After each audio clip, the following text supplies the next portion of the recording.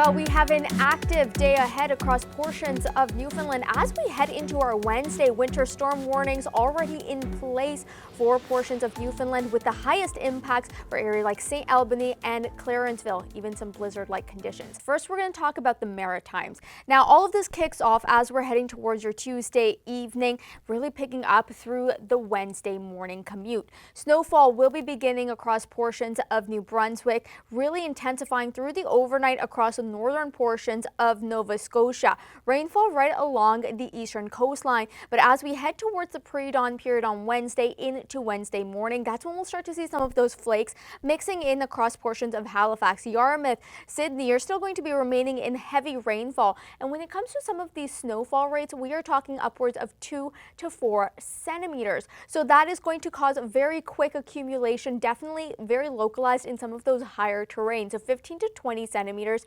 expected for areas like Kentville, just north of Truro, down towards Halifax, less than 3 centimeters. You should be getting more so of 1 centimeter of accumulation, if anything, and into Moncton 10 to 15. Now with it, we will be expecting to see some strong wind gusts right along the coastline, mainly remaining offshore, but up towards Sydney into Wednesday evening, we can definitely still see gusts upwards of 80 to 90 kilometers an hour. Let's talk a little bit more about the active weather across Newfoundland for a minute. Now, when we are talking about the winter storm warnings already in place, we also have wind warnings along the Burin.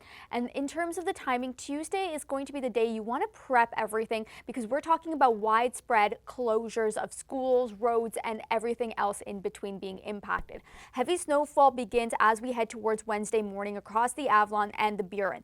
As we start to head towards the afternoon, we'll start to see a little bit of that warm air filter in across the Burin and into the Avalon. St. John's, you will be looking at a nice layer of ice pellets with blizzard-like conditions expected for areas like St. Albany into Clarenceville. And then this all subsides heading into your Thursday. Upwards of 20 to 30 centimeters of snowfall expected for areas like Clarenceville, 15 to 25 for St. Alban. However, for St. John's, you're ranging right between the 5 to 15 centimeter mark, just because you do have that accumulation of ice pellets that can be expected as well.